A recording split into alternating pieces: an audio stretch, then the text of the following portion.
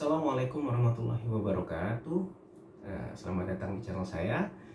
Dan di episode kali ini saya akan mencoba untuk membahas tips dan trik tentang dunia medis yang semoga bisa membantu ya siapapun yang lagi nonton film ini atau kerabatnya atau siapapun yang dia kenal menjalani atau mengalami pengalaman yang lebih baik pada saat berobat atau setelahnya gitu ya. Dan ya seperti yang saya jelaskan di video-video sebelumnya, saya nggak mau bahas yang terlalu menjelimet, hanya hal-hal simpel yang saya lihat dari pengamatan saya sehari-hari gitu ya. Saya dokter dan kalau mau lihat lengkapnya ada di deskripsinya.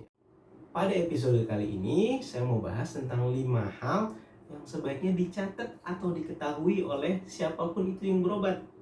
Maksudnya apa? Karena informasi ini penting ya. Kalau dulu mungkin susah, tapi sekarang sangat mudah kok untuk mencatat hal-hal ini. Ya, gitu. Kenapa mudah? Saya sih yakin siapapun yang nonton video ini pegang gadget kok, minimal pegang sebuah handphone atau sebuah smartphone. Betul kan? Jadi catatan ini gampang dibuat dan ini adalah informasi vital yang akan sangat membantu. Oke? Nah, 5 hal itu apa aja? Yang pertama, Bapak Ibu pasiennya atau siapapun itu yang sedang nonton ini atau keluarganya atau siapapun lah yang dia kenal itu harus tahu sakitnya apa sih gitu loh. Dalam artian oke, Bapak Ibu telah konsultasi dengan dokternya, telah berobat dan harusnya sudah mendapatkan informasi itu. Sakitnya apa sih? Kalau belum, ada satu video saya yang nanti ada linknya tentang apa saja yang harus ditanya sama dokter. Jadi tanyain sakitnya apa, oke? Terus dicatat. Kenapa? Karena itu penting. Cara tips mencatatnya nanti ada di belakang video ini ya. Oke. Terus maksudnya sakit apa? Yang secara spesifik ya, gitu loh. Jangan dibilang ya dok saya ada sakit jantung. Pada saat ke dokter, tanyakan sakit jantung saya ini apa sih, gitu loh, ya. Atau misalnya sakit pinggang, tanyakan sama dokternya sakit pinggang saya ini apa sih, gitu loh, secara spesifik. Saya ambil contoh yang paling populer kan sakit jantung ya.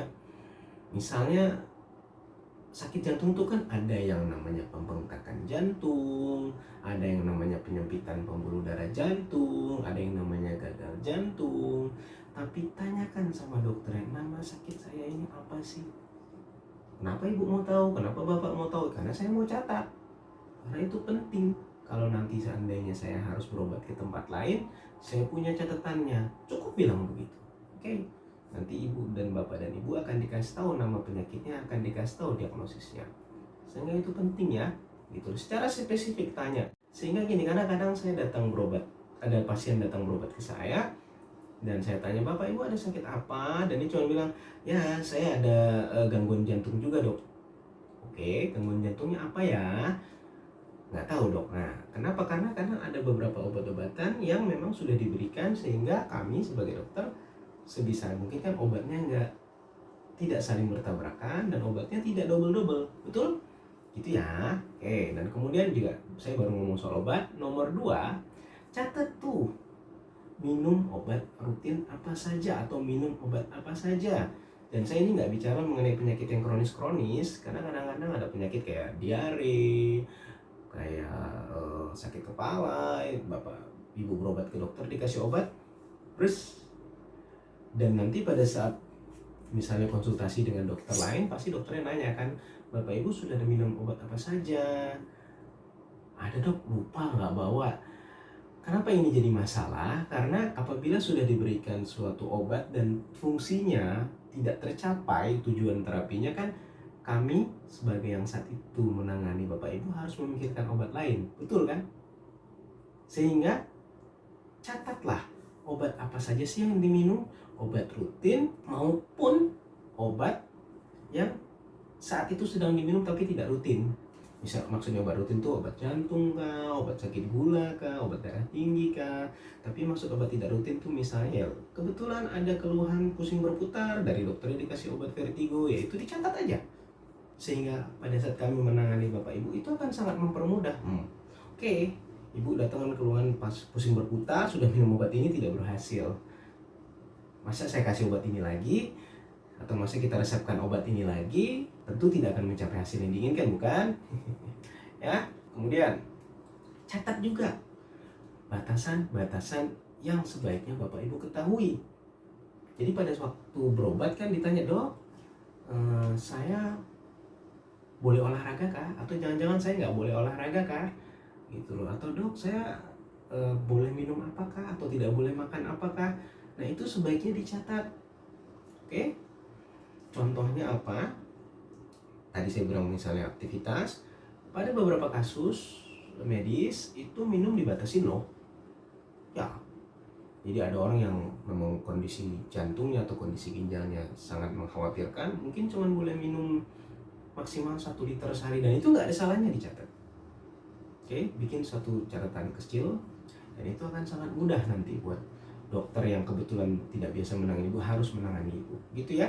Juga catatan mengenai jumlah garam yang boleh dipakai, catatan mengenai jumlah kalori yang boleh dimakan. Ini berkaitan dengan penyakit-penyakit tertentu. Nah, nomor 4, catat jadwal kontrolnya. Ya, jadi Bapak Ibu nggak lupa kapan harus kontrol lagi, kapan harus konsultasi lagi.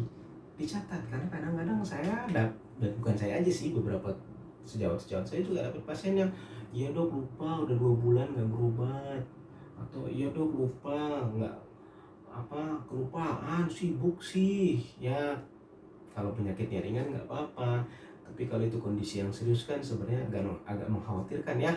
Itu loh, catat jadwal kontrolnya. Oke. Kemudian nomor 5, catat tujuan terapinya. Maksudnya apa? Bapak Ibu berobat ke dokter tuh bukan hanya minum obat tuh, bukan hanya tujuannya bukan hanya dapat resep, tapi untuk menyelesaikan masalah. Sebagai contoh, misalnya hipertensi. Hipertensi itu kan penyakit di mana tensinya tinggi ya, lebih dari normal.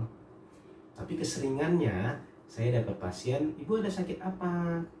Oh iya dok, saya ada darah tinggi. Oke. Dan kadang pasiennya menyampaikan lagi, ya tapi saya udah minum obat rutin dok. Oke. Minum obat rutinnya apa bu? Ini misalnya disebut obat A. Oke. Tapi pada saat saya periksa tensinya masih 160, masih jauh dari normal. Terus saya tanyakan, ibu tapi ini sudah minum obat? Sudah dok. Sudah kontrol lagi, sudah berobat ke dokter lagi? Enggak dok, kan saya sudah minum obat. Oke, jangan gitu ya. Oke, jadi karena sebenarnya tanyakan sama dokternya, dok, saya minum obat ini tujuannya apa sih? Ya, jadi kalau misalnya ibu minum obat darah tinggi tapi tensinya nggak turun, tanyakan lagi sama dokternya. Bener nggak obatnya? Atau jangan-jangan harus ganti? Atau jangan-jangan harus penyesuaian dosis? Ya, itu dicatat. Yang dicatat adalah, oh tensi saya harusnya normal. Berapa tensi normal? Nanti konsultasi sama dokternya. Kalau misalnya itu tidak tercapai, boleh loh konsultasi lagi, tanya lagi sampai normal. Gitu. Oke? Tadi saya udah ngomong tentang 5 hal yang harus dicatat. Bagaimana sih cara nyatetnya? Ya kan? Zaman dulu memang susah, karena kita harus bawa buku kecil, bikin notes. Gak semua orang teliti. Tapi seperti yang saya bilang di awal, sekarang semua orang punya kok gadget. Minimal sebuah handphone. Mungkin belum tentu smartphone sih. Kadang-kadang ada beberapa pasien saya masih menggunakan handphone merek N zaman dulu itu. Gak apa-apa, apapun itu bisa. Jadi pada saat misalnya ini lagi berobat, apa sih, Bapak Ibu ambil kertas, tulis di kertas. Sakit saya apa dok? Tulis di kertas. Daripada hilang, difoto. Ya. Kemudian misalnya dapat obat dari apotik, difoto obatnya, biar terlihat nama obatnya apa, difoto. Ya, jadi tahu ini obat rutin, dan difoto aja, cepat buat itu kan buat data Bapak Ibu sini. Sehingga kalau misalnya nanti berobat, Bapak Ibu minum obat rutin apa? Oh ini dok, kasih aja ke dokternya. Oh oke. Itu akan sangat membantu bagi kita.